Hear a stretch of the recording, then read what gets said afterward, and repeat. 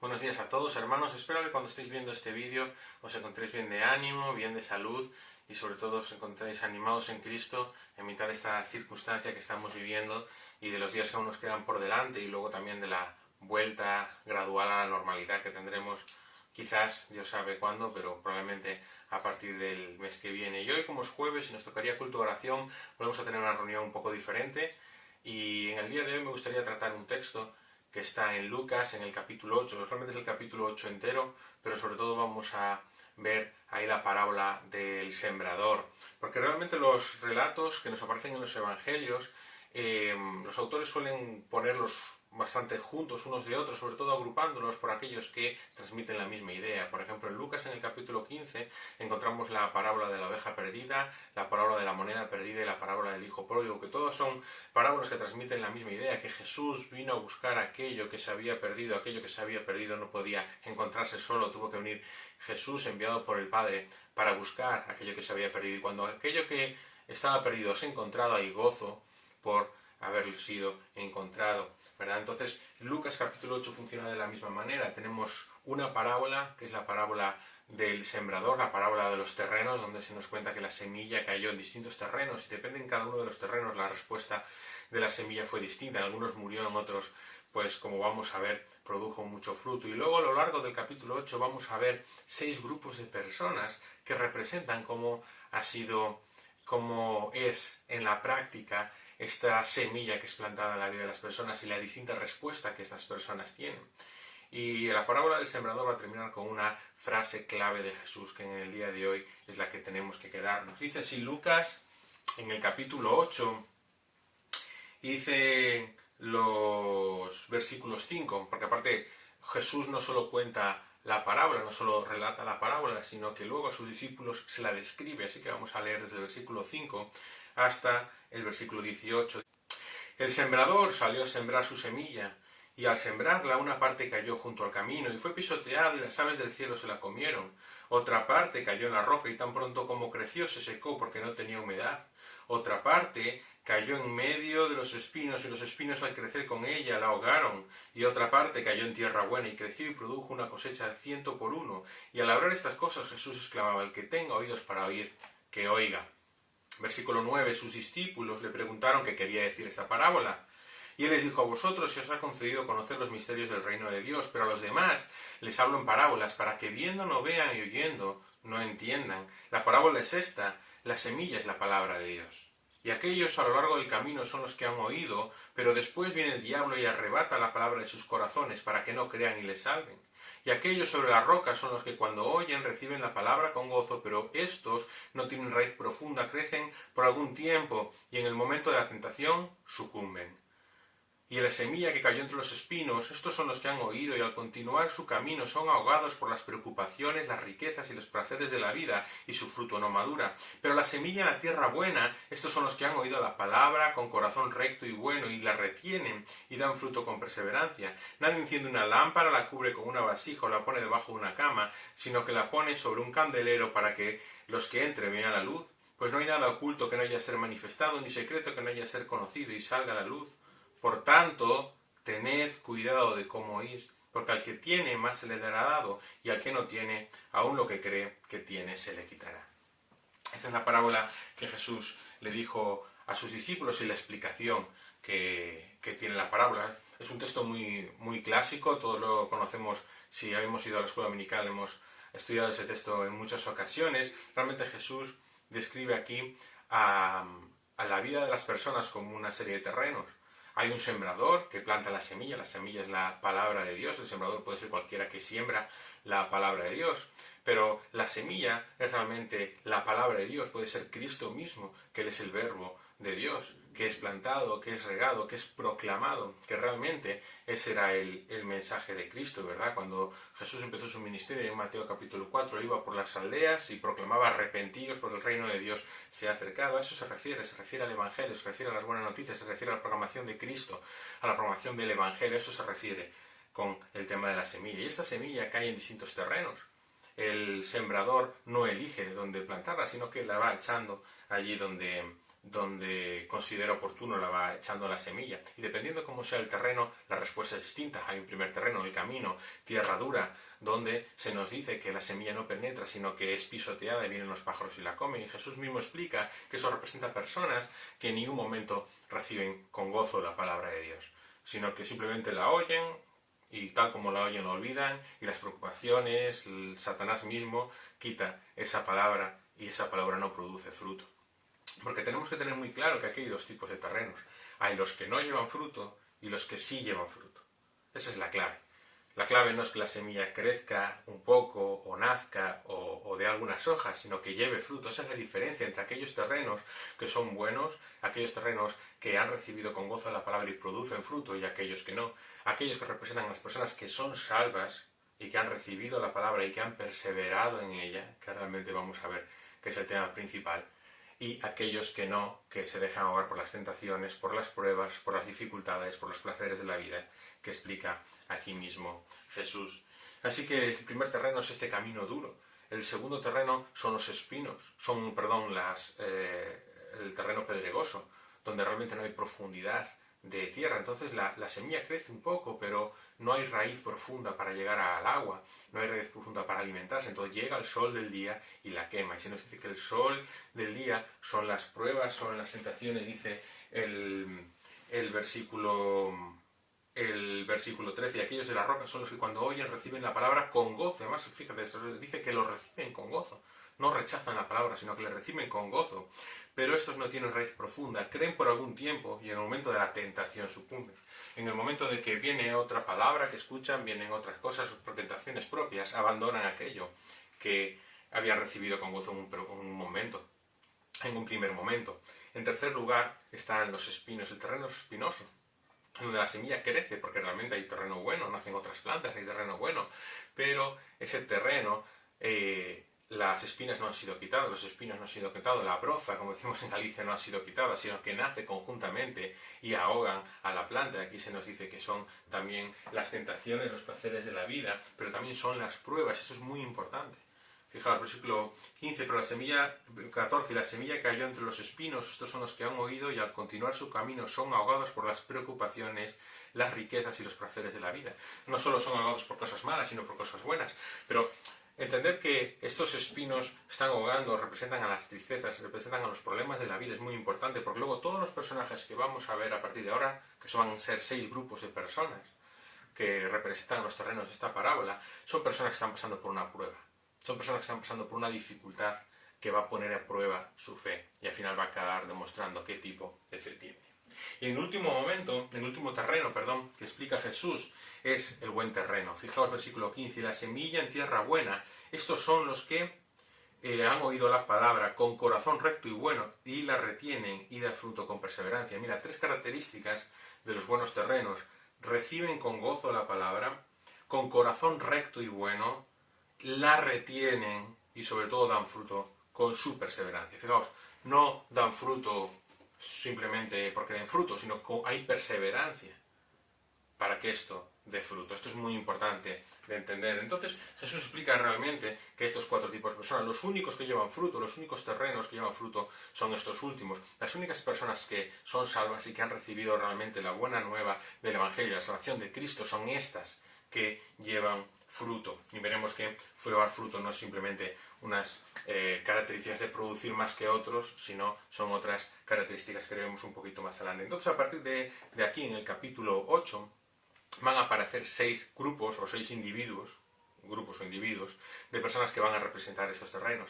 En primer lugar tenemos a la familia de Jesús, en segundo lugar tenemos a los 12, en tercer lugar tenemos al pueblo de Gadara, a los vecinos del endemoniado gadareno. Luego tenemos a 3 individuos, al endemoniado gadareno, a la mujer con flujo de sangre y en último lugar a Jairo. Y todos son personas que reciben el Evangelio, reciben la palabra de Dios, reciben al Verbo encarnado, que es Cristo, pero todos reaccionan de manera distinta. Y vamos a ver cómo esto representa los distintos tipos de terrenos. Más, podemos agruparlo en 2 categorías. Igual que hemos dicho que hay 2 tipos de terreno, los que no llevan fruto y los que sí llevan fruto, o más bien los que no llevan fruto y el que sí lleva fruto. Aquí va a haber 2 tipos de personas o 2 tipos de grupos. Aquellos que rechazan a Cristo o aquellos que no llevan fruto, y aquellos que sí aceptan a Cristo y llevan fruto, que curiosamente son aquellos que perseveran en su fe, que creen en mitad de la prueba y perseveran en mitad de la prueba, y a través de perseverar en mitad de la prueba acaban llevando fruto en su vida. En primer lugar, tenemos a la familia de Jesús. La familia de Jesús se nos dice en Juan que realmente, en Juan capítulo 7, versículo 5, realmente los hermanos de Jesús no creían en Jesús. No creían que Jesús fuera el Mesías. Entonces realmente no lo están tratando como el Mesías, sino lo tratan como su hermano. Y es más, llega a decir incluso la palabra de Dios que lo tenían un poco como un loco, como alguien que estaba fuera de sí. Entonces la familia de Jesús se nos dice que quería acercarse a Jesús, pero no estaba con Jesús, estaba fuera de casa. Entonces le dicen a Jesús, Jesús, tu familia está aquí, tu madre, tus hermanos están aquí. Y Jesús les responde, mira, mi madre y mis hermanos son estos, que oyen mi palabra y la ponen en práctica. Versículo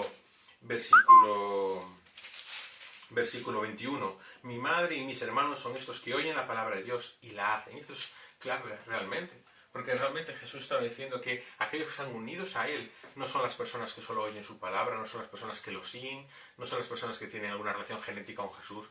Realmente son las personas que oyen su palabra y la ponen en práctica en su vida. La ponen en práctica en su vida.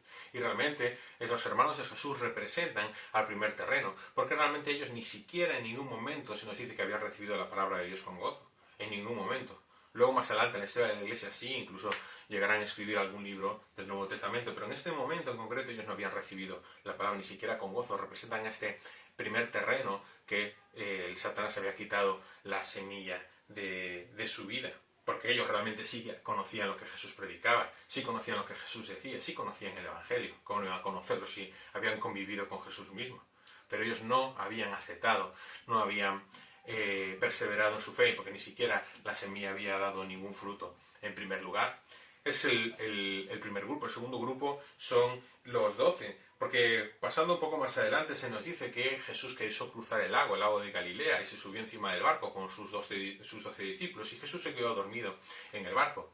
Y los discípulos intentaron cruzar el mar de Galilea, pero en mitad de este lago ocurrió una gran tormenta. Y tuvo que ser una gran tormenta para que marineros experimentados como Pedro, como Jacobo, como Juan, tuviesen miedo de morir. No estamos hablando de una tormentita, no estamos hablando como cuando coges la pedaleta en la playa y vienen unas olas y te asustas un poco. No, estamos hablando de una tormenta donde marineros profesionales pensaron que iban a morir. Y llegado ese momento, deciden despertar a Jesús para que él solucione el problema que está teniendo. Y entonces Jesús se levanta y dice que reprende la tormenta y les dice a ellos, versículo 25 del capítulo 8, ¿dónde está vuestra fe? ¿Dónde está vuestra fe?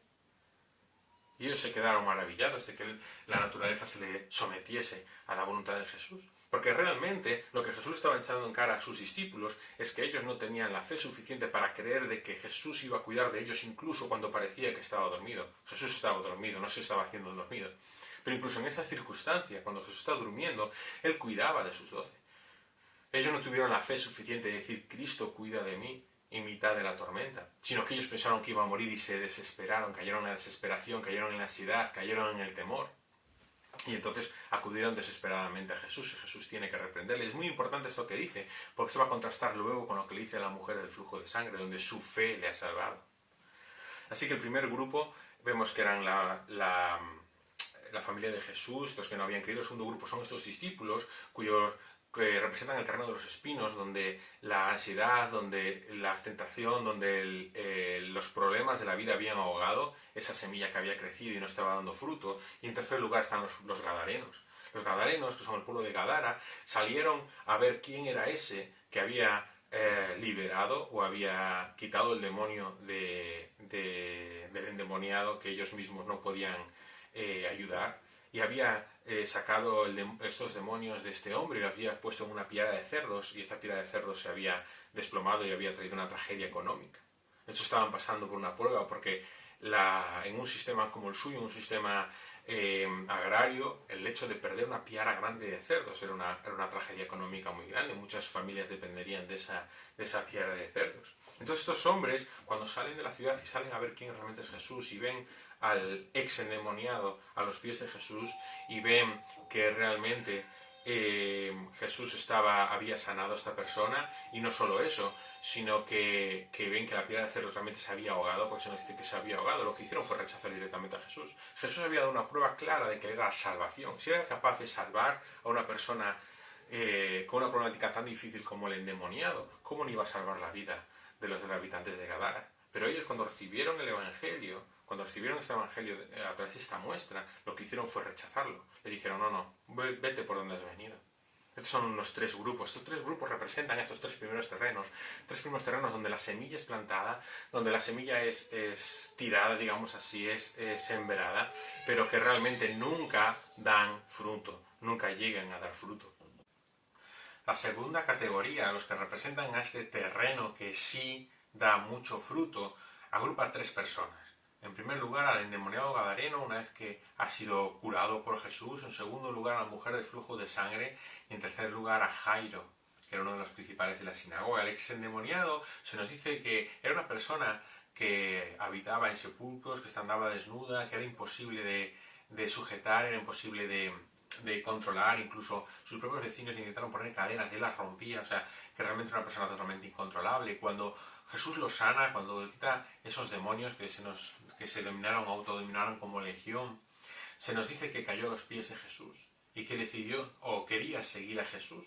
En cambio, Jesús tenía otros planes para él. Jesús le dijo que no quería que le siguiera, sino que fuera por los pueblos, volviera a su casa y allí predicase el Evangelio diciendo cuán grandes cosas había hecho Cristo por él. Realmente Jesús le estaba pidiendo algo bastante complicado, porque recordemos que este pueblo, esta familia de esa localidad donde pertenecía este hombre, había rechazado abiertamente a Jesús.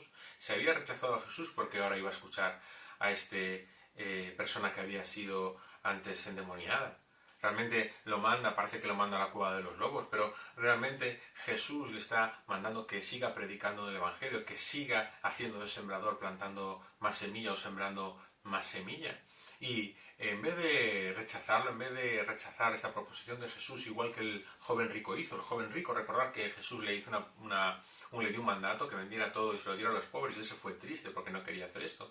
En vez de irse triste por no poder seguir a Jesús, este hombre obedece de una manera gozosa por todo el pueblo, por toda la ciudad. Se nos dice que fue predicando por toda la ciudad o proclamando por toda la ciudad cuántas cosas Cristo había hecho por él. Es una persona que lleva fruto. Vemos en esta persona que representa este último terreno, es una persona que lleva fruto porque persevera en su fe. No tiene contra Jesús un rechazo ante la palabra de Dios, no hay un rechazo, no hay imponer su voluntad por encima de lo que dice Jesús, por encima de lo que dice la palabra de Dios, sino que se somete a la voluntad de la palabra de Dios y persevera en la fe, llevando fruto allí donde Él va. La primera persona. La segunda persona que nos encontramos es una historia entrelazada, es la historia entre Jairo y la mujer del flujo de sangre. Esta mujer del flujo de sangre era una mujer desesperada. Estaba pasando una prueba tremendamente difícil porque estaba arruinada físicamente, tenía una enfermedad de la cual no sanaba, estaba arruinada económicamente y estaba arruinada también espiritualmente. Y era una mujer que en ese momento de dificultad, en ese momento de prueba tremendamente difícil, cuando los médicos habían fallado, cuando la economía le había fallado porque había gastado todo lo que tenía, ella creía que Jesús realmente podía sanarla. Y es más, ella creía que tan solo con tocar el manto de Jesús ella recibiría la sanación. Eso es algo que mucha gente pensaba, tan solo con tocar las ropas de Jesús iban a ser sanos. Y esta mujer no solo creyó, sino que obró en fe para creer y para ser salva. Y entonces se acercó a Jesús en mitad de esa muchedumbre que seguía a Jesús, y ahí en un momento le tocó a Jesús. La última persona que representa este grupo es Jairo. Jairo, que era un principal de la sinagoga, estaba pasando una prueba tremendamente difícil. Su hija estaba enferma de una enfermedad que amenazaba con llevarle a la tumba. Y cae a los pies de Jesús y le pide que vaya a su casa, porque Jairo cree y sabe que Jesús puede sanar a su hija. Cree que realmente que Jesús es el Mesías. Entonces Jesús decide seguir a Jairo a casa de este hombre para sanar a su hija. Y en mitad de ese camino es donde ocurre el hecho con la sanación de la mujer con flujo de sangre. Y cuando termina esa parte con la mujer del flujo de sangre, se nos dice que llegó una persona que le dijo a Jairo que no molestase más a Jesús porque su hija había muerto.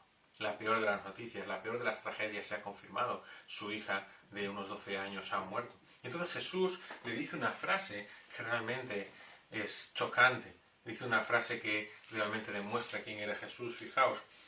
Y dice, no temas, cree solamente, y ella será sanada. Le está diciendo, no dejes que los espinos ahoguen tu fe.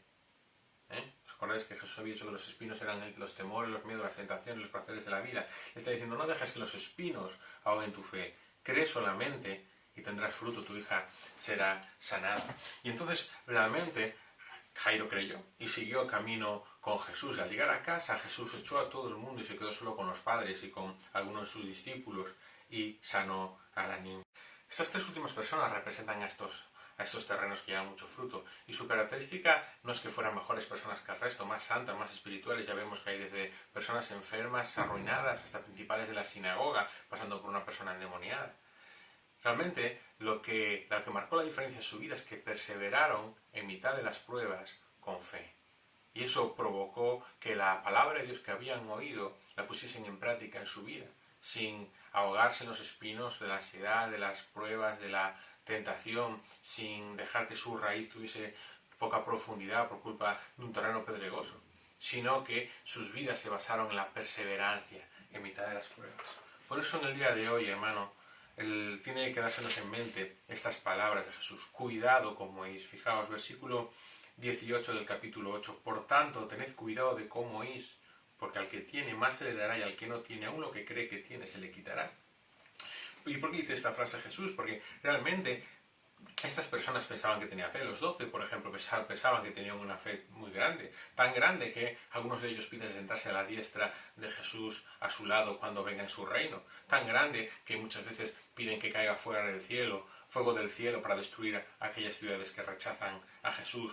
Se creían tan grandes que se peleaban por ver quién era más grande de ellos en el reino de los cielos, ¿verdad? Pero realmente, cuando ellos creían que tenían fe, Jesús les demostró que su fe era débil en mitad de la prueba.